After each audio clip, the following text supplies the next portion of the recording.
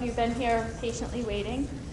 So this session is called STEM, MakerSpace and Learning Commons. It's all school, and here's how to do it. And we named it this because for a while back in our school we were joking about STEM. Is it S-T-E-M? Is it STEAM? Is it STREAM?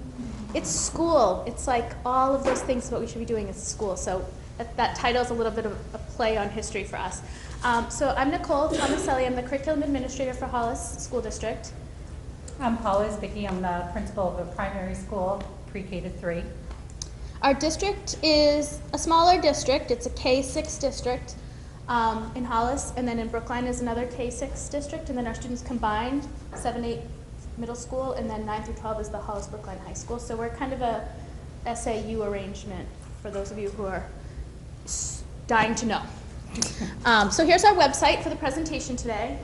It's bit.ly/itsallschool. If you'd like to follow along, I would encourage you to go onto the website. We have a little Padlet here that is embedded that I think would be wonderful if you would be interested in dropping some notes onto the Padlet. So we've arranged it into channels, or I'm sorry, into columns. Come on in. Just getting started. So we've arranged the Padlet into columns just to kind of get an idea for every school in the state is arranged so differently. The far left column is about positions in your building. These are positions that are non-classroom teaching positions that can be flexibly used, right? And some schools are very stuck in a mindset of this is the schedule, this is your job, this is when you do, but that's what this presentation is about, is to kind of rethink some of those roles. So if you want to drop something onto the Padlet, it's very simple. You hit the plus, you type, and then you click off, and it will save it. If you type something and it's a mistake, no worries. You can hover over it and hit the trash can to delete it. So the left column is about positions. This left center column is called Channels for Teacher Talk. And what I meant by Channels for Teacher Talk is when do your teachers get together? When during the school day is there time? Is it only a staff meeting? Is it PLC times? Do you have vertical meetings? Do you do child referral meetings? Like what are the avenues in your building for teachers to come together and talk about creative ideas, curriculum, struggles they're having, student issues, any type of channel? On the right center, we have a column called Best Practices. There's tons. I mean, this column could go on and on. This Padlet will expand indefinitely, so feel free to fill it right up. And then this one on the right, we invented ourselves. It's called How the Heck Am I Going to Do This? ? So that's a little place for you to put struggles, I guess, or concerns, or obstacles that can get in the way of these school-wide shifts that need to happen. Okay? So while we're kind of introducing and telling our background story, feel free to jump onto this Padlet and add some sticky notes. The idea is to kind of rethink and reshuffle some of the assets we have to overcome some of the obstacles we have. Okay? And know that our story, and we're just going to tell our story up here, our story could play out in your school, but your story could look very different. But the idea is that you decide how your story is going to go. You invent the future for your building. So recognizing possibilities is really what this session's kind of about. Sure. bit.ly/itsallschool.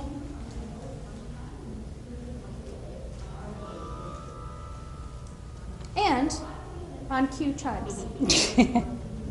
Are you all set? And also feel free at any point to interrupt us, raise your hand. Questions are very flexible in our presentation style, so this is really about you getting what you need out of this conference. So we have, minimally 2 hours prepared to talk, so it could go in any direction that you need it to, okay? Yep, to the screen above, sure. Yep. There's a QR code here too for anyone who has like a QR reader that wants to take a picture, and that will link to the site. But it's bit.ly/itsallschool.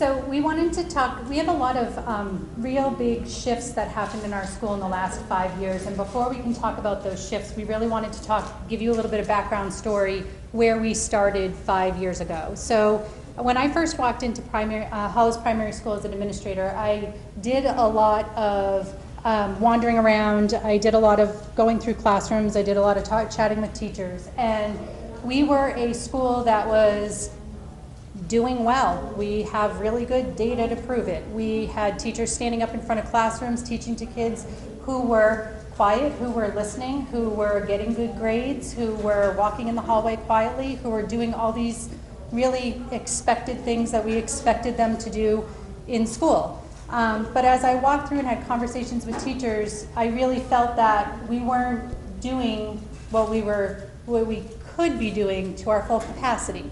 And it made me really reflective on how we were doing things and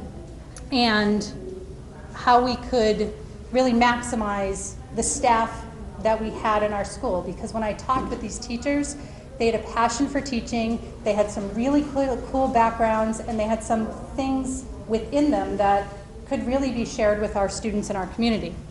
So knowing what we had and what we did, everything just didn't sit well with me. So I started asking questions. I went to every meeting that we had, curriculum meetings, we had reading meetings, we had RTI meetings, we had special ed meetings, and I went into every meeting and the first question that I asked everybody was, what's your purpose? Why are we meeting today? Why are we talking? And everybody kind of looked around and looked at me for the answers. Well, I didn't establish these things when we first started, so I don't have the answer. I would expect that you would know. So what's your purpose? I really feel like we didn't have common ground on what our purpose was. We have we're very lucky. We have 80 to 90% of our students that perform on or above grade level in all of our assessments all the time. Yet, we had an intervention time in every single grade level that focused on kids' gaps. That doesn't make sense to me. We had teachers teaching at the class, standing in front teaching a whole group. When you think about a class, a third don't know it, a third know it, and a third are beyond it. So if I'm standing in front of teaching a whole class, I'm only reaching a third of my kids. So that didn't sit right with me. During that RTI time that we had, we were using our specialists, our music, our reading, PE teacher. They were all going to grade levels and they were giving flashcards to kids. Really didn't feel like my music teacher was being used to her full capability if she's sitting there giving math flashcards to a child that's struggling with their math facts. We looked at our schedule. The schedule that was set before I got there, I couldn't even follow. I still didn't know it by the time the first year I was done. And I just couldn't figure out how we were using our scheduled time to meet needs of our students. And our schedule just simply didn't reflect that. So I decided to take one day and follow a child, literally. I went into the classroom, I picked out a kid, and I just followed him all day. And I was amazed at what I saw. He came in at 8:23, at 8:25 he was out of the room, either at a special, either with a special education teacher, or doing something else somewhere around the school. He did not get back to his class till 10 o'clock, which most of his class was out. Got back at 10 o'clock, had some housekeeping things to do because the teacher barely had time to take attendance. So they were starting their learning around 10:30 in the morning on that day. And that was on Monday. On Tuesday, it was a completely different schedule, and Wednesday and Thursday and Friday. Nothing was consistent. So we really had to think about thinking about what we know as educators. In a primary school, kids don't learn best in the afternoon, they learn best in the morning. They need a consistent schedule day to day. There were certain things that just weren't sitting right. So after following the child, I thought, we have a lot of changes to make. However, we had a lot of processes in place that were really good. We just weren't doing it as well as we could be. And what we were doing wasn't fitting the needs of our students.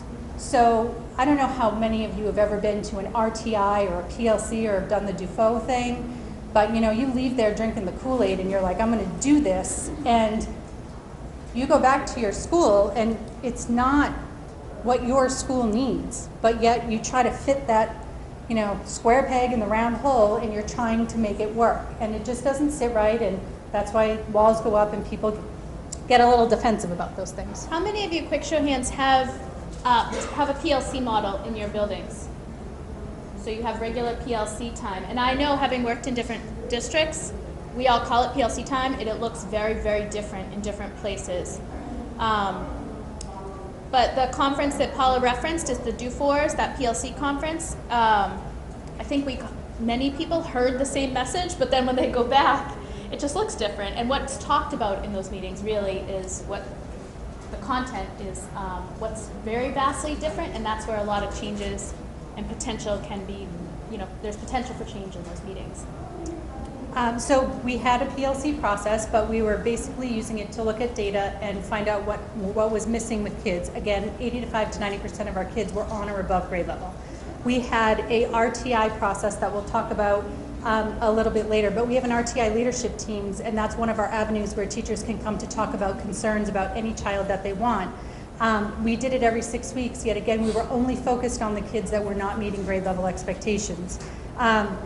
We had specialists that had a schedule around RTI, yet they were being used for very specific things. And we had pretty well attended staff meetings. Like, I didn't have a lot of people calling out sick or not coming, but people came to staff meetings. But all we did was a laundry list of things that, pretty much I could have gone to the one person who was doing it wrong and said, hey, you're doing this wrong, don't do it anymore. That doesn't happen in your buildings, though, right? Everyone does exactly what they're supposed to be doing every day. Your principals never have to. How many of you are principals? How many of you are classroom teachers? Anyone in the SAU administration? Okay, great. I'll just be interrupting constantly, asking you to raise your hand. This is how we answering work. questions. Yeah. Do you have a question? Yeah. Oh. Raise my This is hand. how we work.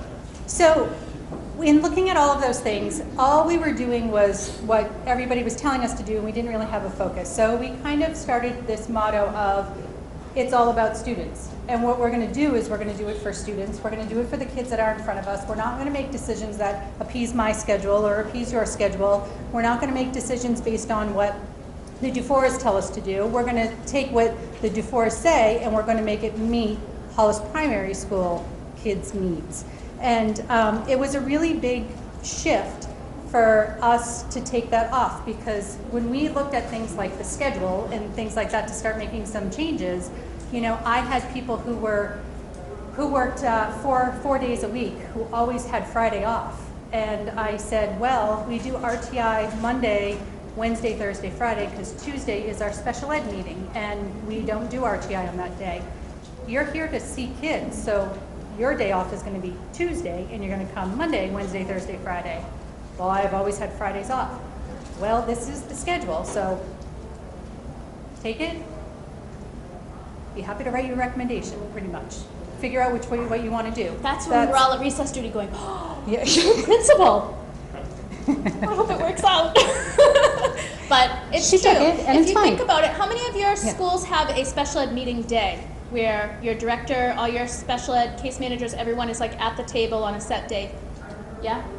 So our day is Tuesday. And it makes sense. On Tuesday, those people can't deliver small group services or any services because they're at meetings all day. So why would we have Force that. them, why would we force them to come to work on a date they can't deliver services? All the ancillary people that aren't making the decision necessarily during IEP meetings. But so little shifts like that, like really considering the use of people's time. And we'll go into that a little bit more detail. But Yeah. So that became our focus. It's any decision we make, it's about our students. It's not about what we want, what's comfortable for us. It's about what's good for students. And so that's how our change that's how it began. That's how we started moving. That's how we started making really big shifts. We started changing teacher practice. We'll talk about workshop model. We implemented a MakerSpace. We have a learning commons. We started using our personnel to their capacity. That includes our music, art, librarian, everybody. We created a schedule that was focused on the student, not on us, and that was interesting that I could do another 2 hours on that talk. And we started to use our avenues of conversation to its capacity, because we did have a lot of time where teachers could talk, but we needed better talk to happen during that time. So that is kind of, that was where we started, and it moved into a very simple first shift of change. We already had teachers that were teaching in workshop model, teaching readers workshop.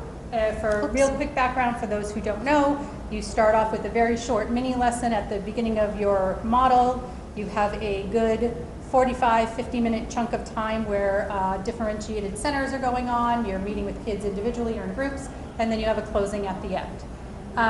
We were doing that in Reader's Workshop. We weren't doing it to its full capacity, but we had some background knowledge on it. So we started with taking a deeper look into workshop model and applying it to every other academic area. So our music teacher was teaching in a workshop model. Our art teacher was teaching in a workshop model. We taught workshop model in math. We taught workshop model in science and social studies. We sort of applied that best practice everywhere. And from that simple change, so many things started trickling down. We started having conversation about we started being able to use our MakerSpace to capacity. We started to have kids coming in and out of learning commons like you wouldn't believe. We started to have, and I'm talking kindergartners, making their own decision to go to a learning commons to do some work for a certain amount of time and then make their way back to class because yes, they can do that. In small groups, like in groups of 2 or 3. Mm-hmm. Can I just? Yeah. So one thing, many of you have probably seen this workshop model concept before, but if you haven't, I just wanted to say, so it opens with like a little mini focus lesson. Teachers give, 10, 15 minutes tops. Then there's this, the brunt of time is spent doing independent work. Our teachers now have realized that that chunk of time can really be differentiated. It can be small groups, it can be a separate reading lesson, I can pull people in to do that, I can bring in games, and then they can rotate amongst themselves. And some of our teachers, even as young as, I was in a kindergarten class yesterday, and they rotated almost independently really, and it's only November, or the end of November I guess, they rotated amongst 3 different centers during that 40-minute period. And then they all come back to the rug and they share. And sometimes the share is this very simple little, we're going to sing the song that we sang at the beginning of the lesson, we're going to sing it again. Or sometimes it's just an exit, kind of popcorn out what you learned or what you thought today or what did your friend teach you today.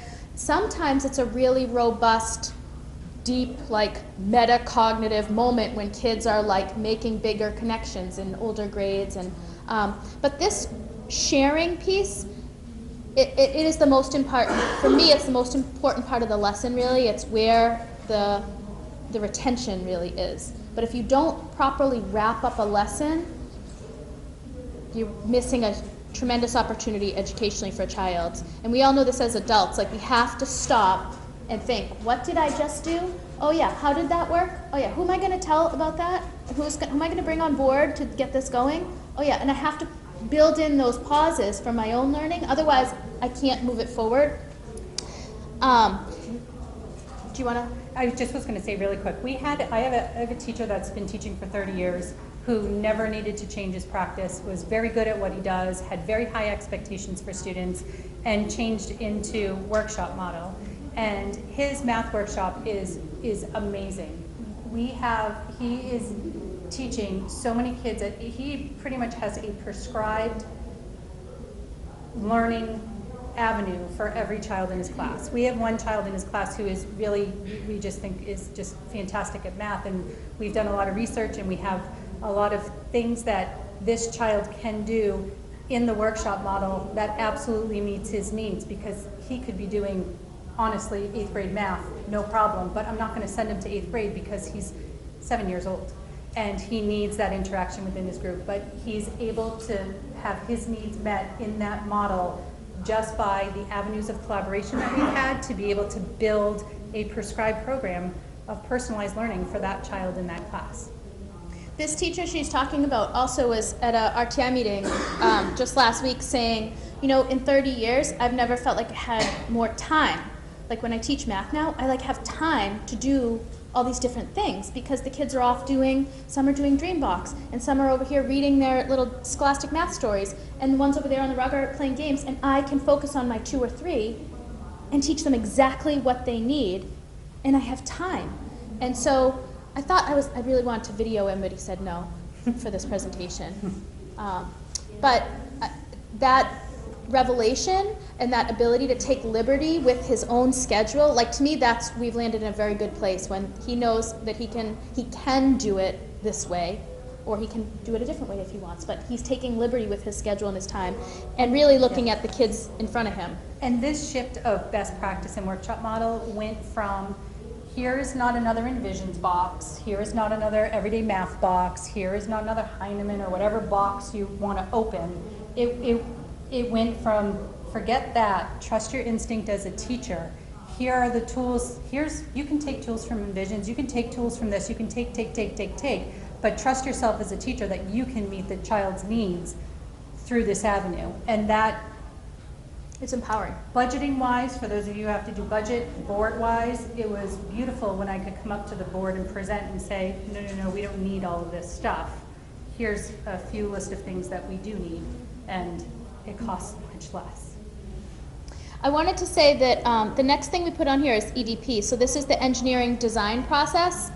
All of this kind of unfolded synchronously in a beautiful way that really we couldn't have strategically planned it better, I don't think. We didn't strategically plan it, and it worked better. So the engineering design process, I put this little graphic up. This is our very young EDP. So we have a different model for the upper elementary students in grades 4, 5, 6, but this is the K3 logo, which a few years ago, I printed off 1 million of these in color and laminated them and put them on everyone's classrooms and put them on all the tables in the MakerSpace, and we spent a lot of time talking and looking at the engineering design process because we knew Next Gen was coming, the Next Gen science standards were coming, and we needed to start to talk about engineering design as opposed to, say, just scientific method.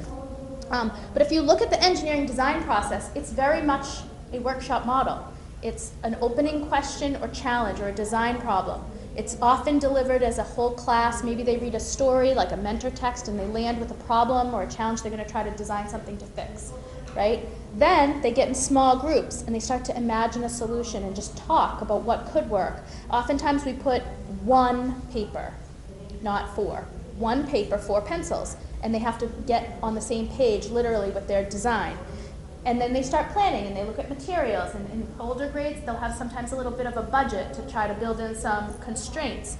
Then they create and build. So all of this is like the work period, right? This is all the independent work period where they test, improve, they build their prototypes, things fail, they fail big, they redesign, and then they share out at the end. And again, that sharing out of what we just did and what we learned and what I learned when I saw, Amy's project fail, what I learned and how I went back to my team and stole part of her idea and fixed it, that's all okay. That is okay in 2017 to do that. That's what we want you to do.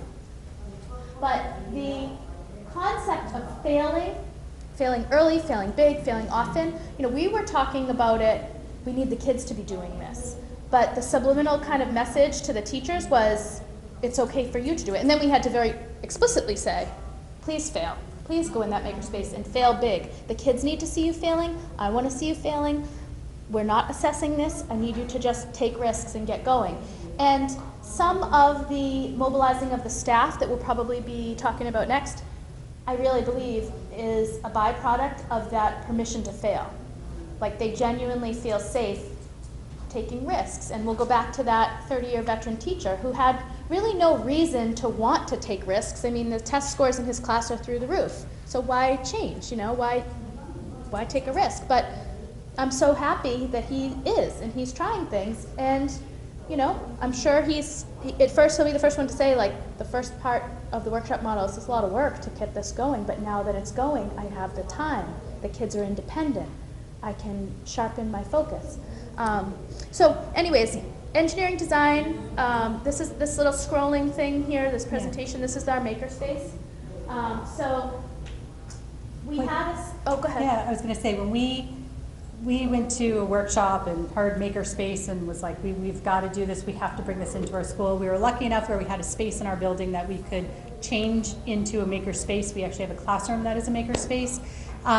But our makerspace did not cost us a ton of money at all. All we did was open up the closets to all the science stuff that was stocked in there for years and years and years, and we filtered through everything, and we just reorganized everything. We got a few parent volunteers in, we asked for some donations, and we have a fully stocked makerspace. It was spray painting some old carts that were ugly and making them look new and adding some new bins in. It was really simple. And then the only initiative to teachers that year was get your class in there at least once a trimester. But with the support of Nicole and really pushing the EDP process, I got more out of my staff than I had asked for. That was an old, like vomit yellow colored cart from the library that I just bought a $2.79 can of spray paint at Lowe's and went outside and made sure I did it on the day the janitor was off, and I just spray painted and on the grass, so I didn't do it on the pavement. But like the parents, I'm not a very labeler kind of person, but they have their label makers. The parents come in and they laminate labels and they label everything. That's wonderful, thank you, I'll take all your help. So tons of donations. We pulled out, like Paula said, all the science materials, but also all the math manipulatives. So even though we're not using, say, the everyday math program anymore, we are keeping all those little bears and the counters and all the measuring things, and we have a whole cabinet of just measuring materials. So when you walk into that makerspace, like, there's so much stuff. It looks like a mess. There's stuff everywhere. Messy space. And people love to bring things into my office. Like, here's my toilet paper tubes for the past 3 years for my whole family. I'm going to put them right on your desk. So you have to kind of embrace the culture of just repurposing materials, but having, Rubbermaid bins allocated for toilet paper tubes, tissue paper, empty tissue boxes, styrofoam. Parents and other teachers will start to come up to you like, I get these little cups. We order that Hello Fresh stuff, and I get these little cups with like basil and stuff. Would you want these cups? Sure, we can use all this stuff. We'll make them in and make a label, and it'll go in there. So I guess when making a makerspace, it doesn't have to be this big, extensive outfitting project. It's opening closets and figuring out what do you already have and just putting it in a central location so people can access it. And then we set up a Google Calendar so people would be able to book it. I would love for them to be double and triple booked, but they're not, sadly. But another thing that, does anyone have questions about this, by the way? No? Okay, we'll keep going. Another thing, I'll let Paula talk about the flipped staff meetings. So, like I said, using our time to capacity, oftentimes I feel like when we get together, time just wasn't useful. We'd leave without having any closure to anything. It just didn't feel like we were connecting and moving forward. It was just kind of talking about the same old stuff. So, like I said, I had very well attended staff meetings, but it was just a laundry list of things. And I, had heard about flipped staff meetings and how are we going to do this and that kind of thing. So I decided to use Google Slides as just an avenue for flipping our staff meetings. So every month I send out a quick 4 or 5 slide presentation to my staff. It basically has the agenda for today. This is one from last November. We had a great presentation. We had we were doing a whole school book study, and then I don't know, it just went away. We had a few other things to get done. If you can see on, I just pull it back. Yeah. What did we do there? We had our conversation about our book, and then we have a culture club that brings in some fun stuff to staff meetings. So just last They're month, really good musicians. It's hilarious. We did acronym Jeopardy. It was really fun trying to figure out. But you had to know the acronym, and then you got to make up your own of what the acronym actually meant. So that was fun. That was pretty much our staff meeting. Really goes till 5 o'clock. But because it's flipped and they have tasks to do, I would give them tasks to do prior, which were timed. And so if you spent a half an hour prior to the staff meeting reading a book, you're leaving 20 minutes early because you already put in time outside. So I had to kind of be fair in that assessment of it. But what I did was when we started doing math workshop model, everybody really wanted to know how to do it. I wanted to change people's mindset in how we thought of math, and so we got the book, What's Math Got to Do with It? And I gave it as a present to everybody on the first day of school, and we did Google Classroom. And that's how we had our conversation and did our tasks and got everything reading and thinking before we got to the staff meeting. So at the staff meeting, we were talking in teams about the book and workshop model to really bring in a lot of outside the box thinking, a lot of differentiation. It really helped teachers to, I don't know how it is with you, we're always so focused on kids who are struggling, and we never talk about, or it's like, if you're gonna talk about anybody who might be or who might be accelerated, it's like, you know, taboo to do that, but it really opened our eyes to be able to talk about all of those kids and talk about them with just as much passion as we talk about those kids who have an IEP and need that support. So it was just a way of maximizing our capacity in our staff meetings. And I do flip staff meetings, but I do try to balance it sometimes. You know, come around December, nobody is wanting to do anything with anything. So sometimes I just send out a total slideshow and say, make sure you read through, here's a couple tasks. We don't even have to meet. Just to kind of balance that, because I think if I'm going to pull the most from my staff, I need to definitely do a little give back and make sure that we're balancing that out. I wanted to say too that utilizing Google Classroom for professional development, I would do that if you're not doing it, because you can't expect teachers to take a risk in a very important classroom setting where they have a lot of skin in the game with parents, especially if the portal's open to parents, and give assignments and give grades and like deliver really valuable content if they've never done it ever and they've never even seen it. Yeah. So like, an unintended consequence of that was our teachers became very comfortable with Google Classroom, and that is a mechanism for which they used to differentiate their instruction in the workshop model.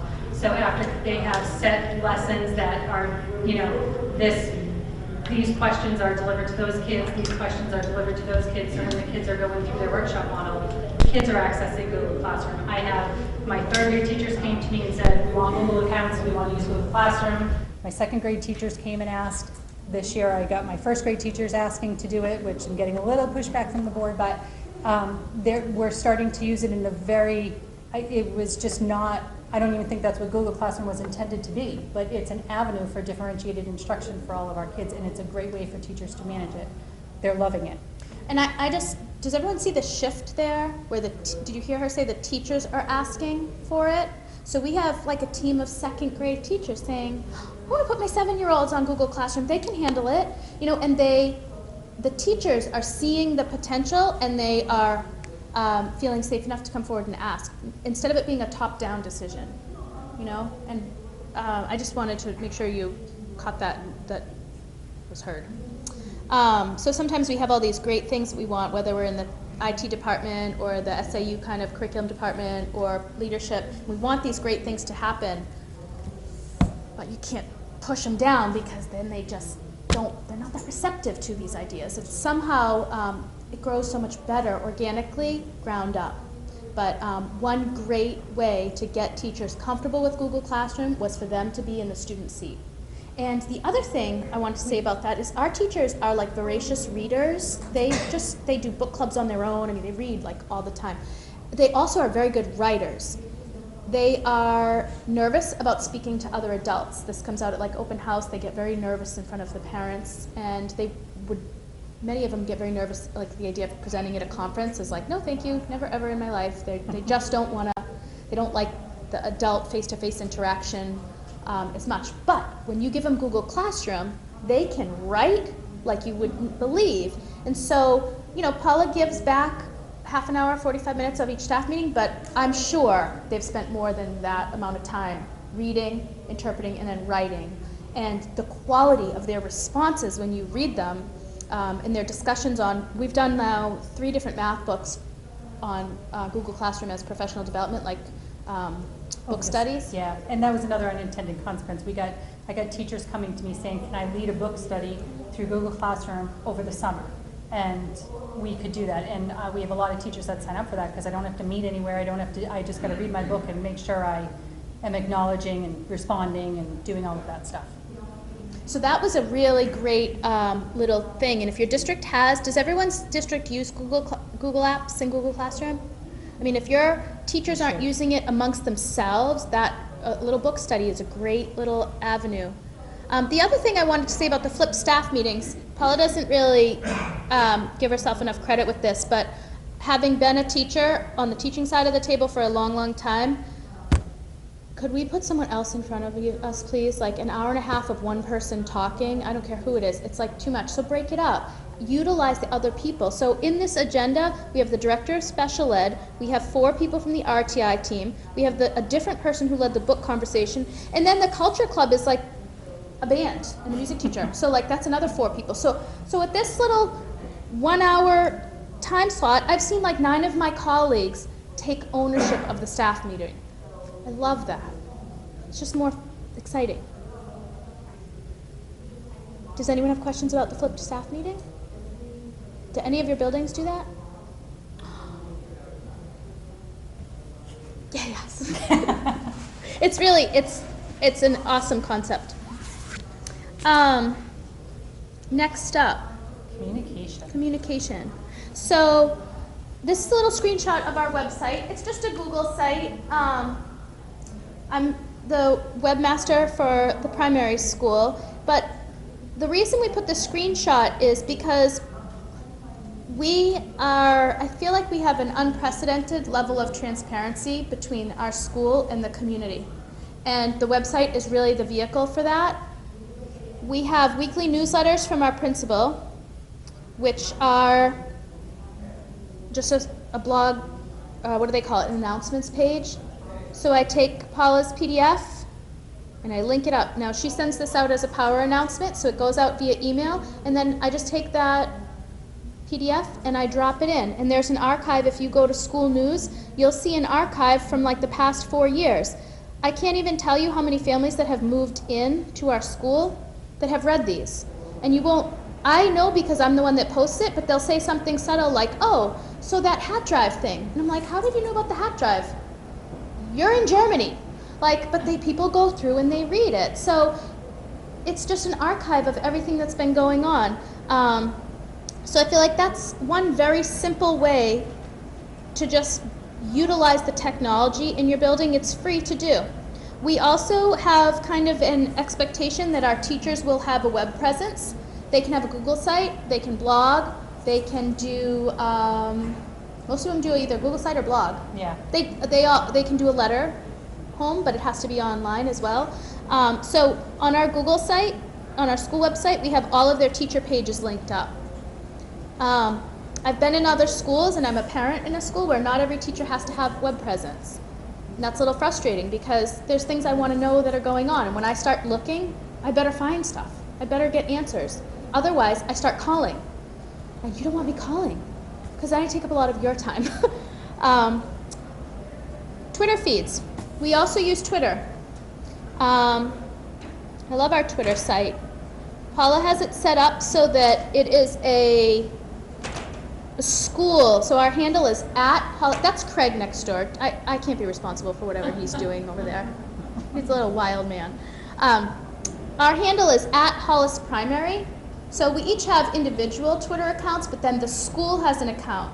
And there are 3 of us, 4 of us. Yeah, I gave access to 3 people. I can't manage it totally on my own, and other people capture things that I can't. So I have a couple people that I trust very much to be able to put stuff out because I know I can't do it all on my own, and they help tweet out some things and catch some things that are going on. Our goal is to tweet every single day, and our parents use it often. A lot of them have Twitter on their phone. We have a lot of followers. Most of my followers are my parents.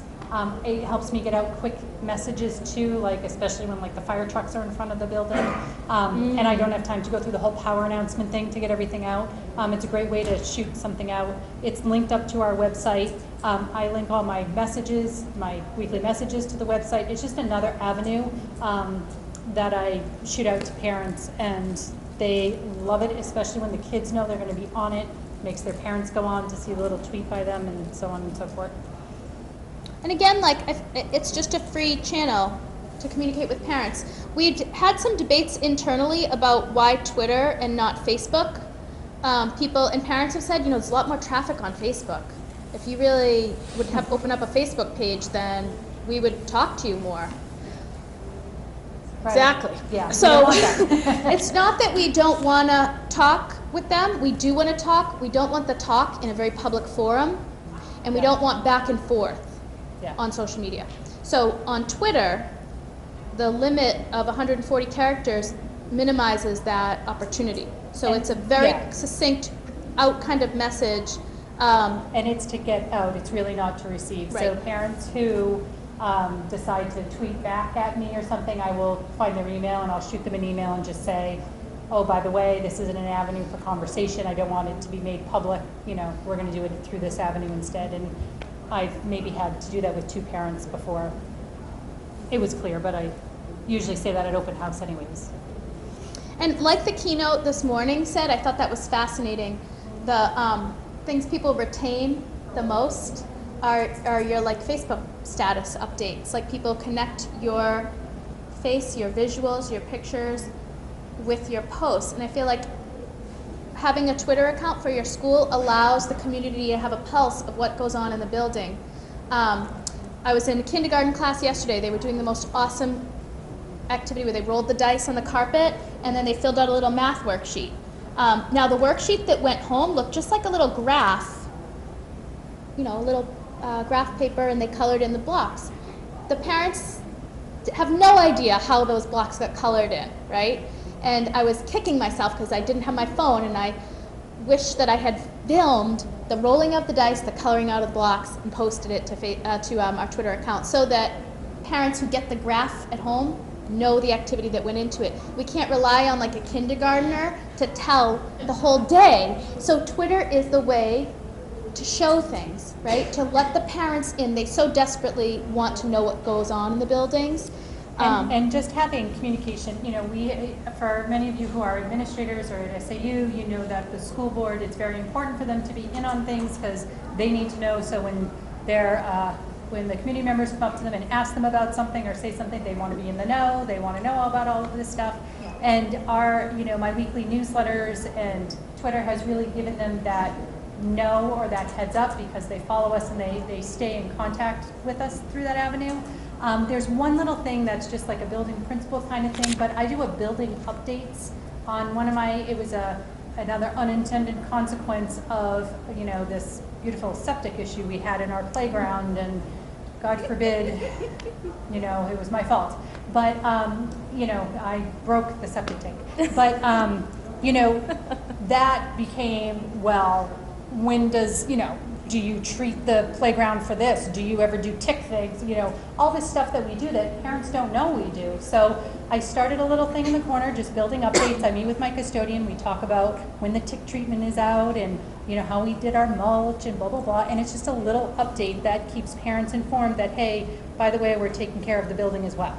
That's on your newsletter. Yeah. So it's on I'll the pull it newsletter, up. yeah. So on the newsletter, on the bottom corner, there's a little building updates section. Yeah. Eversource completed the electrical update to our building today because there are electricians all over the place and there are people on the roof and there are electrical dump trucks in the parking lot. Naturally, if I'm in carpool and I see a electrical bucket in the school roof, I'm wondering, what's going on?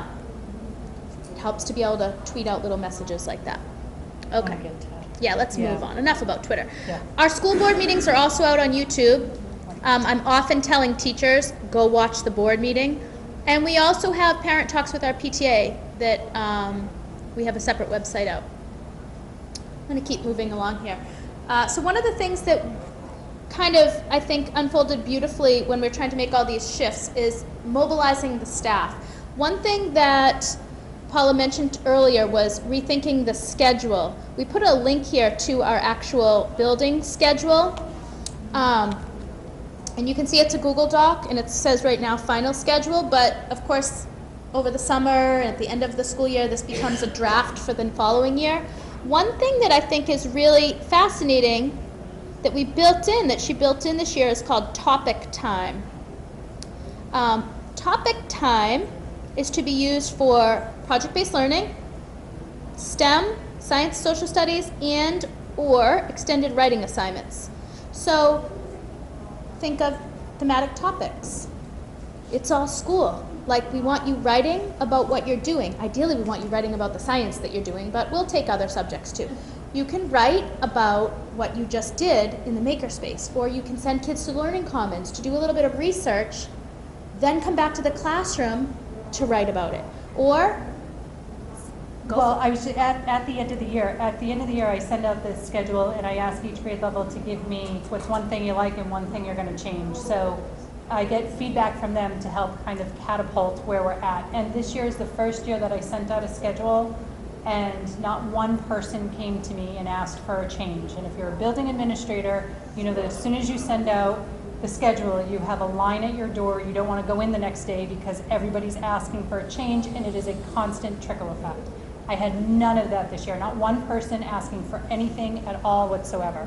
So it felt really good. But what the topic time came from was that I was really, we're going to do everything through workshop model. You can do science and literacy, you can do science and math, and it wasn't happening. And Yeah. I had teachers are like, we do need time for this hands-on stuff. And I had to say, okay, fine, I will agree with you.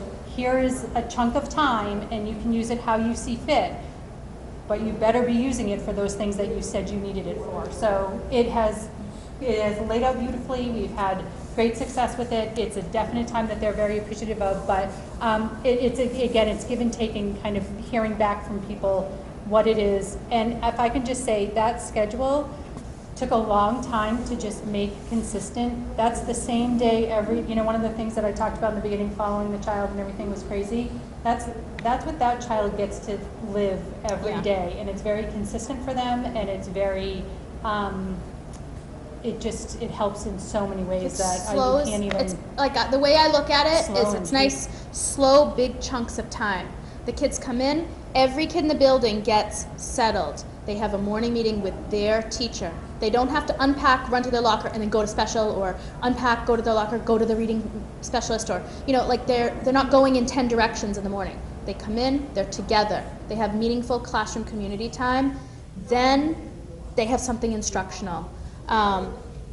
So attached to the schedule, you can see all the specialists, everything. We figured we'd just be transparent and put it all out there. Another thing that was such a subtle, but it's simple thing, but I still find completely groundbreakingly brilliant, was Paula took all the programs of works and made them Google documents. So every single staff member has a program of works. The classroom teachers have a grade level program of works. And they're Google Docs shared between that person and administration. And some of the blocks are filled in August by the administration, like here's when your specialist time is, here's when your lunch and recess are. And then let's say it's a case manager. The rest of it, the case manager fills in. And then there's a final, kind of due date. Now some people, this one we're showing you is Cole Etten. He's our math support and part-time science teacher. I'll let Paula talk a little bit more about that. But here, Cole, fill out your schedule. You schedule your class. In his case, he's a specialist. His is a little interesting, but take the liberty, fill out your services, fill out your schedule, and we can always see it. So this is so helpful when I'm trying to do evaluations. I know where Cole is. It's amazing to me, some buildings, they don't have a program of works on file. You have no idea where anyone in that building is and how more importantly, how is their time being utilized? Are they working to capacity? This is good, again, for administrators when you need to advocate for more change or you need another position or whatever. You have a program of works to show how that person is being used. So Cole is a very unique situation for us. We had a part-time 0.5 math, again, using people to capacity, and we had a 0.5 environmental science position, which is very near and dear in Hollis. They didn't want to get rid of it. I really wanted a full-time math person. I couldn't get a full-time math person because I only had 0.5, so I merged the two, and part-time environmental science, part-time math. So now I have Cole in my building all day long, and I get way more out of him that he's in all day long than if I would have had to hire 2 people at 0.5 positions. So it was around the time that the STEAM and the STEM and all of that, and I thought, whoa, science and math, great position. So really using that to capacity, because now I'm really getting more out of him with math and more out of him with environmental science, because he's collaborated with our guidance counselor, and they alternate weeks that they take kids. So our guidance counselor teaches and they alternate weeks. So there's some weeks where I have Cole full-time math, and then some weeks I have them full-time environmental science, and it's been working really well because I feel like I have almost more than a full-time position now. So really maximizing that capacity, and that comes on the administrative end, but you have to think outside the box when you're thinking about how to use these guys. Pineapple charts is something that kind of is on our radar this year. We learned about them this summer at a project-based learning conference. Pineapple chart is this idea where you have a bulletin board with a calendar for the month. Teachers go up and say, on Thursday the 10th at 2 o'clock my class is doing a lesson on solar cells and solar energy. My doors are open if anyone wants to come. Other teachers will say, oh, I want to go. I need coverage from my class for 20 minutes because they're coming from lunch to back to Reader's Workshop. So I need someone to do the opening of Reader's Workshop that day. Is there anyone available that can help? And so it's a coverage arrangement type chart, and the reason it's called a pineapple chart is because pineapples are like a symbol of hospitality and open doors. And so this is something we're really trying to get off the ground so that teachers can see each other. And teachers, again, put themselves out there willing to fail and willing to showcase what they do, good, bad, or indifferent. Like, come on in, see what's going on. We only have a few minutes left. Can I run through this? Yes. And then we'll go. So through RTI. Yeah, RTI. So one of the things that we have that is very unique to our school is an RTI model that really opens the door for communication for teachers and an avenue to bring problems to the table. So we have this cycle, and I just want to run through it quick because I really want to get to our PD, which talks about our learning commons. We have an RTI leadership team that includes me, myself, Nicole, our special ed coordinator, case manager, speech, OT here and there, reading specialist, math specialist, guidance, and tech integration and guidance. And every 6 weeks, we spend 2 days in our MakerSpace, and teachers come in one by one, and they talk to us about all their kids. They say, they just throw up problems. I may have behavior problems. I may have kids who need extension. I may have whatever. So all those, it's just kind of this avenue for teachers to talk. After we're done with that conversation, and we have Post-its and things all over the board, after we're done that conversation, the leadership team has a conversation of trends that we see and things that we think the teachers need to know, because they only come in one at a time, so they don't get to hear all the conversation.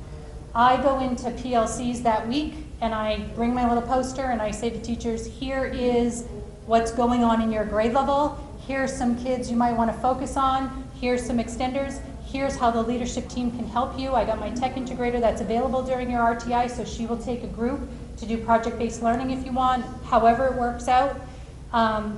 And then I say, go ahead and make your brand new RTI groups, and then the following week we start with new RTI groups, and then so the cycle begins. And we do that every 6 weeks, and we are in constant contact. Again, if you go to the DuFours, it's intervene, intervene, intervene. You got to fill in all the holes, all the holes, all the holes. But for us, we don't have many holes to fill in. It's just the luxury of what we have in our building. Some may have different, and you may need to go down a different route. But we needed to change that process to fit our needs, and a lot has come from that. Most importantly, one of the things that I wanted to talk about was our getting creative with job embedded PD. We would not have a Learning Commons if we did not have some creative job embedded PD. So when we decided that we wanted to have a Learning Commons, we had a library that was old and dark and old, brown. Brown, so brown. Everything was brown. Oh, so brown and so dark. And we didn't even know how kids wanted to be in there. And we definitely had to get our tech integrator into a flexible schedule, which we already had. My librarian still doesn't have a flex schedule, but we've managed a little bit in there. So we put them in the same room. I went to the staff and I said, here's what a Learning Commons is. Let's explain that to you. Then I pulled in my parents and had a coffee talk and explained to them what a Learning Commons is, because I needed another person in my Learning Commons to make it work. I needed a para, and I needed that to go through the budget. And so I brought my parents in, I talked to them, and I said, and here's what I need you to vote for at the end in order to make this happen. This is our vision, this is what I need. Passed with flying colors. We did, our PTA got on board, they gave us money to get some new furniture, and then we painted. And more we paint. have a whole, more paint. And we had a whole new space. But kids weren't coming in, and we're like, well, why? I told you what it is and what's going on. So we started to do what we call a day of learning, and we've created this schedule where each grade level gets an hour and a half. So they had an hour and a half. I got everybody coverage, and they went into the library and they sat with the tech integrator and the librarian, and they said they spent an hour exploring all the things that the Learning Commons had to offer, and they spent the last half hour saying to the teachers, here's what we have to offer you, let us know when you want us to come in and help. And after that day, every grade level got an hour and a half. After that day, we're slammed in the Learning Commons. It is being used to capacity. It's being used for the reasons that we wanted to use it. Teachers just needed a time to sit and talk, and again, just have that avenue of conversation and know their support to be able to make that happen. We've done a day of learning for the Learning Commons. We've done a day of learning for our standard-based report cards that we're doing, where our wellness committee is doing activity, and we've done a day of learning for project-based learning. So it's just this new way where I don't really have to do a lot as far as coverage. You know, I pull a couple paras and maybe get a couple subs for the day, but it's an hour and a half in that sub. They just move along, and we have the schedule already made, so whenever we need a day of learning, we pull out that schedule because we've already made sure we're not missing recess or lunch or anything like that. And it's just a creative way of getting it done. And every time we've done it, whatever we've done it on, it's the next day, we've got it. And they don't have to take time out of their night. We don't have to pay for much except subs. We don't have to send anybody away. They're still in the building. There's so much that can happen being creative and getting that in-house teaching done. I'll just quickly talk about steps 4 and 5 here. So one of my kind of primary responsibilities is getting next gen and getting science instruction off the ground in the district. And so a lot of our teachers in the past, in the teams, they like to kind of outsource the science. So they'll have, like, the Mount Washington Observatory will come in, or they'll have the Museum of Science come in and do their big thing on states of matter in the gym. And I'm okay with that, but I feel like the missing piece, especially for elementary teachers who are typically generalists, is the teachers don't walk away knowing anymore. Sometimes they're not even there. The presenters come in and they don't even have to stay, but sometimes they're there, but they're just kind of supervising the behavior and stuff like that. So what I started to do was pair professional development with all of these field trips, whether they're outward going field trips or people are coming in. I started packaging, when we negotiated a price for the field trip, an hour and a half of PD for every field trip. And then what we did was we give back on their PLC time that week. So they already have common plan time set 4 times a week for, I think, every grade level in both buildings. So we would contractual. Yep. We would stage the field trip around that schedule, of course, anyways, and then the professional development would be delivered right then. We've done this with VEX Robotics, Mount Washington Observatory. We did it with a hydroponic farm, where the teachers actually left the building and we went trucking through the fields and the mud, and then we went to the smart barn, and it was free. Like, the farm did all this for free, and many of these companies will prepare stuff for free because they want the teachers to understand it better. The problem is they want 6 hours. You got 90 minutes, go. So anyways, pairing PD with field trips has been very successful. Cross grade level professional development. So the AP students at the high school are really good at AP physics, and they know a lot about waves as information transfer systems. And if you have a first grade team, they're probably sweating waves as information transfer because it's a new first grade standard. And our first grade teachers wanted to teach ladybugs and butterflies, and they're like, what are you talking about, waves as information transfer? So the AP physics teacher, and the physics teacher and I started talking about, like, can you teach my teachers about waves as information transfer? I don't know a lot about waves, but maybe you do. And he said, you know, after the AP exam, we don't have a ton to do. We could do these performance tasks for you. So what he told the kids was, I need you to design performance tasks that are hands-on for these science elementary standards. And I fed him the standards. And then again, we trucked up over to the high school in our cars, and at 2:30, which our teachers are still contracted to be there, actually it was a little bit earlier, the high school kids are gone, but for Honor Society they all need all these hours, so they're happy to stay for an hour and a half after school. We did hands-on physics lessons on waves as information transfers, and next we're going to tackle forces in motion. And we're just going to have this ongoing performance task on the high school kids' side, because they know all the equations, but they have to get it in layman's terms, like that very physical kind of show us was really challenging for them. But the end result of this was in June when we were budgeting and I was buying supplies, the first grade team is like, I want to buy those sound tubes, and can you buy those laser beam things and the prisms, because I wanted to do that bending the light activity. And like they had a whole bunch of ideas of things they could do with first graders around waves. So we're going to build on that. And Paula talked a little before about the book studies. So these are some of the math books that we've been working on.